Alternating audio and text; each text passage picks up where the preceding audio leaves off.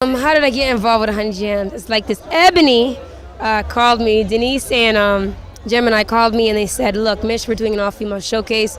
We'd like you to be a part of it. And this is something that I wanted to be a part of for like years now. I always felt that they needed a female showcase that would be nice, not just a showcase set up by a promoter, somebody that was going to take heart in it and carry it on for annually, because I've seen FemFat grow. I've seen Honey Jam grow. Excuse the cold. It's something that was needed. So when I heard about it, it was the only thing you could do was get involved. Now, do you feel that there's a lack of representation of females in urban music, a lack of coverage of the female urban music scene? Oh yeah, there's definitely a lack of coverage on the female urban music scene, but at the same time, there's not a lot of urban females you have your basic people that are doing their stuff right now. Everything takes time, and a lot of female artists that are here tonight that performed with the Honey Jam basically need to take the time to artists develop. They're all good. They all, if they make a demo tomorrow, it will probably up to par with a lot of U.S. labels. But I would like a lot of Canadian artists to take time to artists develop, because a lot of people think as soon as you get something, you can put it out. Remember, we're competing with on an international level, and that's what we'd like to compete at. So the quality's really got to be there. I would always say that we always have one up on them. We have mad showcases, because Canadian female MCs, Canadian artists in general, we showcase everywhere. We do it for no financial advances or purpose. So the hunger is there, yes, for the money, but we're so used to doing it over year after year for free. Mad skills are expressed. Canada is the type of place that doesn't take BS for an answer. So if U.S. artists come here and they don't sound and perform and look like their videos, we're not going to go for it. So a lot of Canadian artists, the standards are very high here, and it's hard. So I think that we beat them out in experience, meaning that we perform a lot more before we actually take that step. And talent. I just think there's mad talent here, but that hasn't yet leaked out to the U.S. or actually not even leaked out. There's just no financial backing in Canada right now to support a lot of the artists that, like I said, are talented and just can't get out there. I'm saying you just got to support your own. There just comes...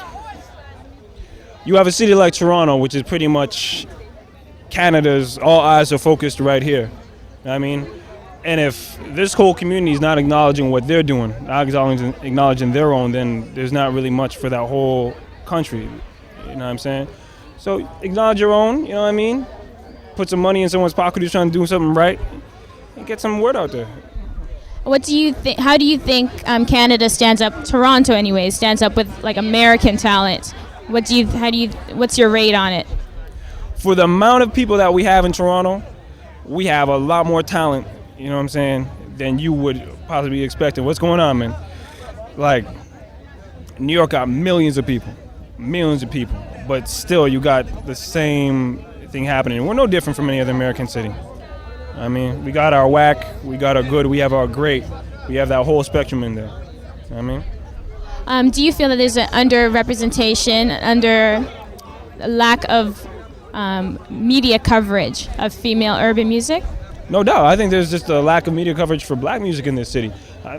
Toronto is, no one likes to actually say it, is real racist.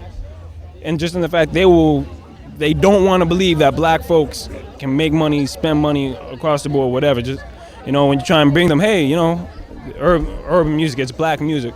And try and tell them, well, black music is kind of happening right now. Well, hey, there's not that many black people across Canada.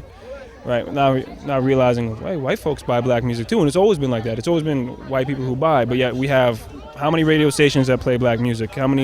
We have much music, which is doing what it can, but it's minute amounts in comparison to the rest of what they're playing. So which is another purpose that the Honey Jam serves. You don't get it you don't get it on the radio unless you listen to BOK.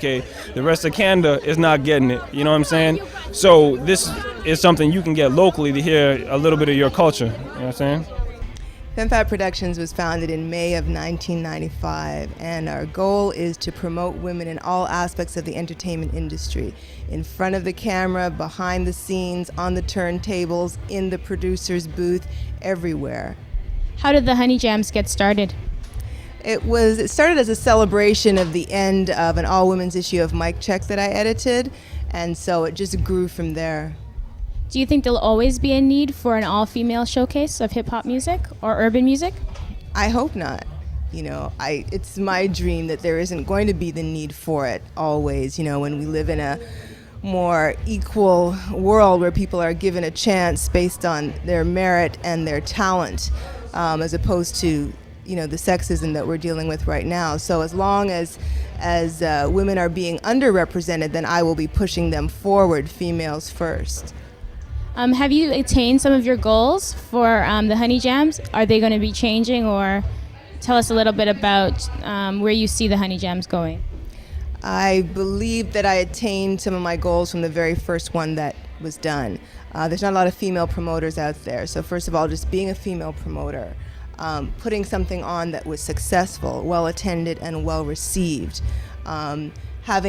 changing people's perception of whether or not a woman can DJ, whether or not a woman can rap, and people giving them now a different level of respect, asking female rappers now to open up for major groups that come to Toronto. I've seen changes happen that I believe have stemmed from people's experience at the Honey Jam. So those goals were accomplished, or at least some of which I saw them coming forward at the very first Honey Jam, and then it just continues to grow from there. And now we're doing the Women in Urban Music Seminar, which is the educational component of FemFat.